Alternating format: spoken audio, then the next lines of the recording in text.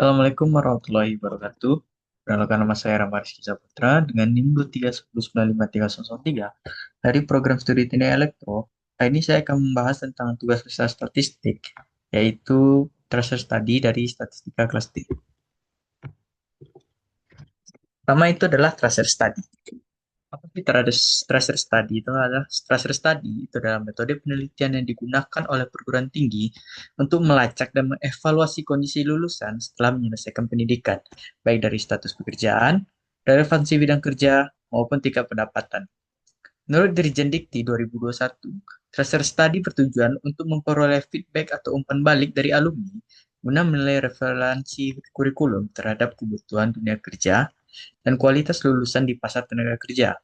Pendekatan ini penting sebagai dasar peningkatan mutu pendidikan tinggi karena hasilnya dapat digunakan untuk menyesuaikan kurikulum, proses pembelajaran, dan memperkuat hubungan perguruan tinggi dan industri. Nah, untuk landasan teori statistik itu adalah ilmu yang mempelajari tentang mengumpulkan, mengelola, analisis, menafsirkan, dan menyajikan data agar dapat diperoleh kesimpulan secara bermakna.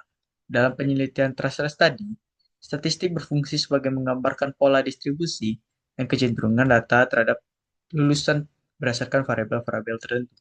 Pendekatan statistik inilah yang digunakan untuk penelitian, itu adalah statistik deskriptif, yaitu teknik analisis hipotesis atau penerikan kesimpulan terhadap populasi.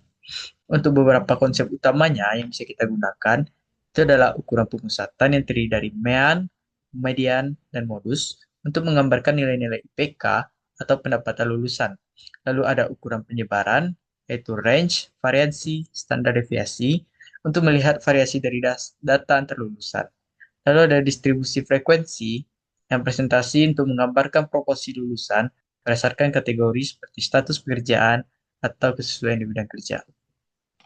Lalu ada variabel penelitian dan skala pengukuran.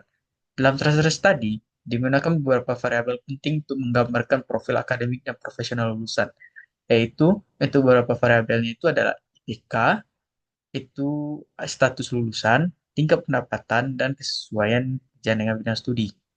Dan untuk jenis data itu ada kualitatif dan kuantitatif. Yang dimana untuk skala rasionya itu terbagi itu dari rasio, nominal, dan ordinal. Contohnya di sini kita ambil itu adalah IPK, itu merupakan jenis data kontinu, dengan skala pengukuran rasio, yaitu digunakan untuk prestasi akademik lulusan. Lalu ada status lulusan, yaitu dengan kualitatif, itu pengukurannya normal, itu menunjukkan kondisi lulusan setelah lulus. Lalu ada tingkat pendapatan, yaitu kuantitatif kontinu, dengan skala pengukuran rasio, digunakan untuk menunjukkan kemampuan ekonomi lulusan. Lalu ada kesesuaian pekerjaan bidang studi, itu kualitatif, dan skala pengukuran ordinal untuk menggambarkan tingkat relevansi terhadap bidang studi. Untuk hubungan antar variabelnya, itu ada beberapa, yaitu ada hubungan IPK dan status pekerjaan. Itu semakin tinggi IPK, maka diterimanya itu bisa lebih meningkat, karena dianggap mencerminkan kemampuan akademik dan tanggung jawab individu. Lalu ada kesesuaian bidang kerja, yaitu lulusan yang bekerja sesuai bidang cenderung memiliki pendapatan lebih tinggi karena kompetensi yang relevan. Lalu, juga IPK yang tinggi itu juga memahami konsep lebih baik dan lebih mudah memperoleh pekerjaan sesuai bidangnya. Lalu ada kerangka pemikiran teoritis. Secara konseptual, itu pendekatan teoritis ini berpijak pada hubungan antara kualitas akademik, relevansi bidang kerja, dan hasil karya lulusan. Itu kerangka-rangka berpikirnya itu bisa kita jelaskan, yaitu dari IPK, itu mempengaruhi status jenis pekerjaan, yaitu berhubungan dengan kesesuaian bidang kerja, yang juga mendapat tentang pendapatan lulusan. Dengan demikian, tracer study itu dapat dijadikan dasar untuk menilai berapa efektif pendidikan tinggi dalam menghasilkan lulusan siap kerja yang relevan dengan bidang studinya dan juga dapat berkompetitif di pasar tenaga kerja. Jadi untuk informasi umum yang didapatkan yaitu adalah tracer studi alumni UNAN lulusan 2024 itu memiliki beberapa identifikasi seperti IPK lulusan, status lulusan saat ini, tingkat pendapatan lulusan, dan kesesuaian bidang dengan pekerjaan. Apakah erat, cukup, kurang erat, dan tidak sama sekali. Lalu ada beberapa rumusan masalah, yaitu adalah bagaimana persebaran IPK dari lulusan, presentasi lulusan yang sudah bekerja, tidak bekerja, atau melanjutkan pendidikan. Lalu, untuk pendapat rata-rata yang diperoleh tiap jurusan, dan juga presentasi lulusan dari pekerjaan yang berkaitan dengan bidang studi saat mereka kuliah. Dan untuk data-datanya, berdasarkan informasi umum dari tracer studi, kita dapat mengelompokkan beberapa variabel tersebut. Yang pertama itu adalah data kualitatif. Itu adalah data yang tidak berbentuk angka, karena hanya berupa ciri dan identitas tertentu yang tidak dapat dihitung dengan secara matematis.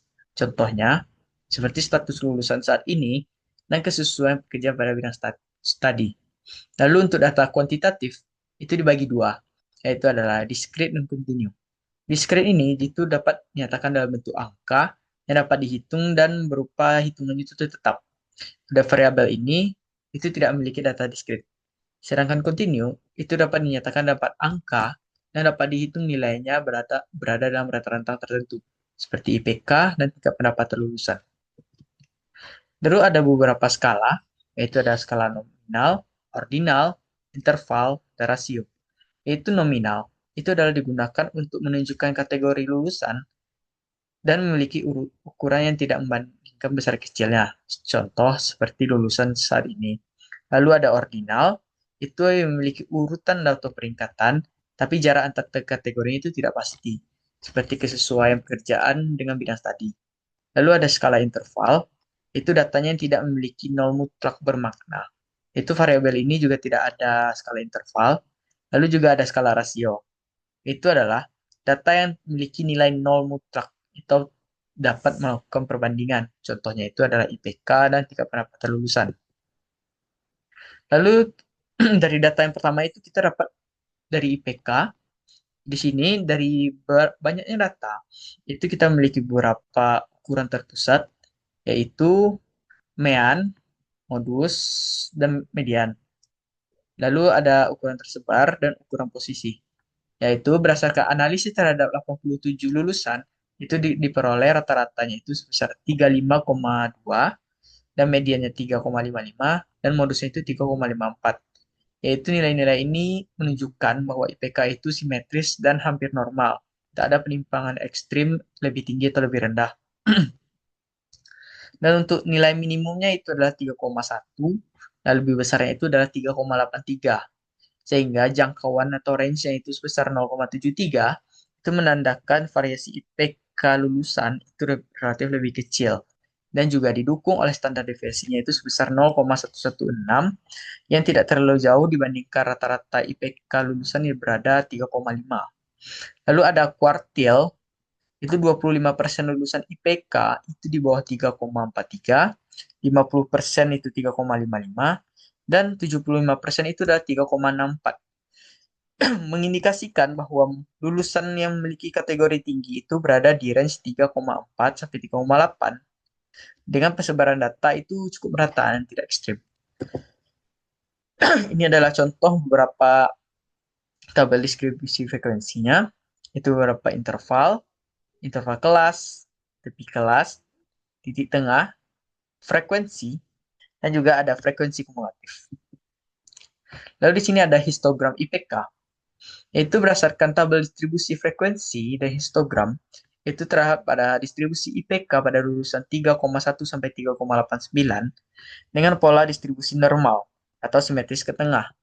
Dan sebagian data terkonsentrasi itu pada interval 3,5 sampai 3,69 itu sebanyak 19 orang, 3,6 sampai 3,69 itu 23 orang. Itu menunjukkan bahwa mayoritas lulusan IPK itu tinggi dan relatif seragam.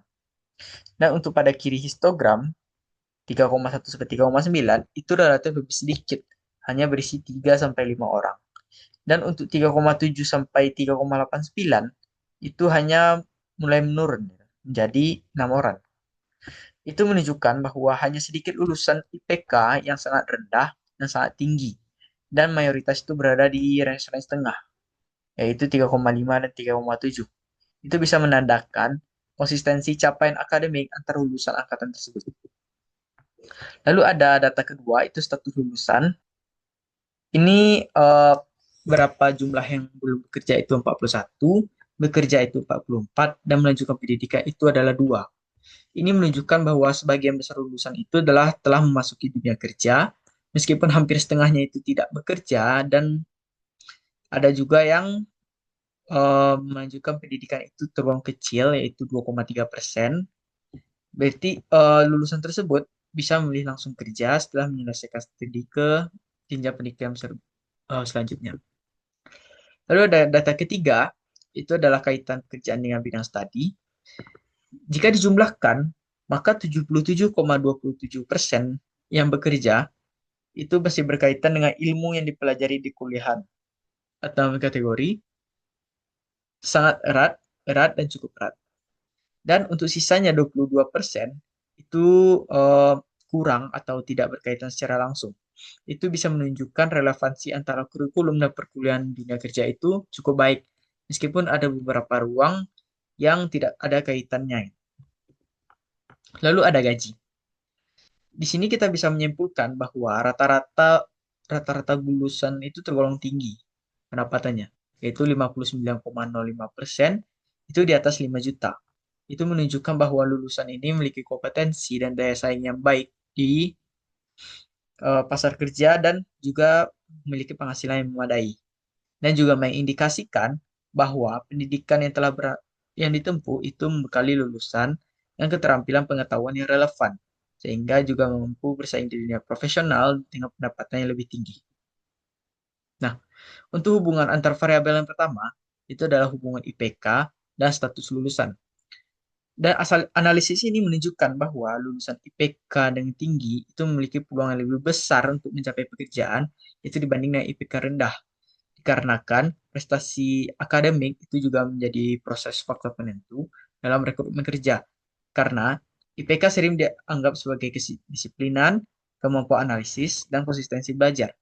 Meskipun demikian, lulusan IPK tinggi juga belum ada yang bekerja. Itu menunjukkan bahwa faktor non-akademik seperti pengalaman kerja, jaringan profesional, dan soft skill itu juga mempengaruhi pekerjaan setelah lulus. Lalu ada hubungan IPK dan tingkat pendapatan. Dan untuk secara umum, eh, lulusan dengan IPK tinggi itu memperoleh pekerjaan yang lebih tanggung jawab itu lebih tinggi dibandingnya IPK-nya rendah. Dikarenakan nilai IPK itu bisa sebagai indikator kemampuan intelektual dalam bekerja. Namun ini tidak bersifat mutlak karena ada beberapa faktor pengalaman, jenis industri, dan lokasi kerja yang untuk menentukan pendapatan lulusan. Lalu ada hubungan kesesuaian bidang pekerjaan dan pendapatan. Itu data menunjukkan bahwa kesesuaian bidang studi dan pekerjaan itu memiliki pengaruh yang sangat-sangat signifikan terhadap pendapatan lulusan. Itu mereka yang bekerja sesuai dengan bidang jurusannya itu memperoleh pendapatan lebih tinggi dibandingkan mereka yang memiliki bekerja dengan bidang yang kurang relevan. Itu karena bekerja sesuai dengan bidang itu memanfaatkan kompetensi akademik dan teknisnya itu secara optimal sehingga dapat memberikan nilai tambah di tempat kerja. Namun, ketidaksesuaian ini juga bisa kita atasi dengan beradaptasi ulang yang rendahnya efisiensi kerja dengan kompetensi yang diterima. Nah, ada beberapa solusi dan kriteria pemilihan. Yaitu yang pertama itu adalah penyelesaian kurikulum di dunia kerja, yaitu dengan kriteria relevansi tinggi terhadap hasil tracer study, yaitu 22,7% itu lulusan tidak sesuai bidang. Itu ada beberapa alasan, yaitu menjamin kompetensi sesuai kebutuhan industri dan meningkatkan sesuai bidang kerja.